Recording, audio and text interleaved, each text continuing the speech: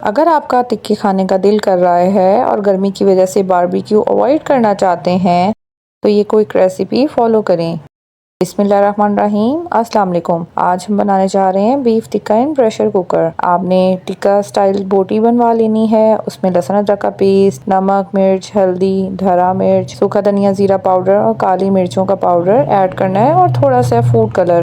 अगर आप इनमें से कोई भी मसाला ऐड नहीं करना चाहते और भी क्विक चाहते हैं काम, तो आप चिकन टिक्का मसाला या टिक्का बोटी मसाला भी ऐड कर सकते हैं।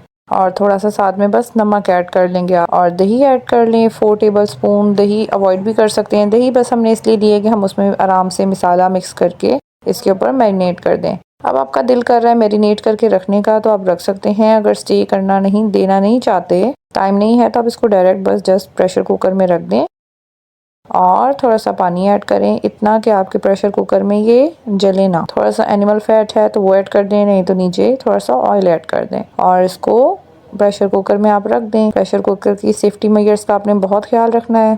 आफ्टर 20 मिनट्स या 15 मिनट्स बाद आपने चेक कर लेना है कि बीफ कितना टेंडर हो गया है और जब विसल चलना स्टार्ट हो जाएगी तो आपने टाइम नोट कर लेना है।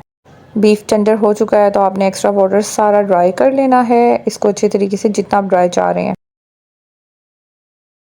अब आप इसको अलग से तवे पे रख के भी बिल्कुल ड्राई कर सकते हैं या आप जो बारबेक्यू ग्रिल होती है उसमें रख के हल्का सा चूल्हे के ऊपर, स्टोव के ऊपर इसको सेक भी लगा सकते हैं, उससे बिल्कुल ड्राई हो जाएगा। नहीं तो अगर आप इसको एज इट इज चाह रहे हैं तो आप इसके अंदर एक कोयला जला के उसका धुआं जो है होता है उससे स्टीम इसके दे लेंगे तो उसकी स्मेल जो है वो इसके अंदर रच बस जाएगी और वो बहुत ही मज़े की खुशबू आती है और बिल्कुल बारबेक्यू वाला फ्लेवर आता है। और अगर इतनी मेहनत नहीं करनी तो आप उसी ऑयल में बस इसको फ्राई होने दें और जब वो ड्राई हो जाए तो उसको स्ट्रेन करके निकाल लें और बस ये रेडी टू ईट है।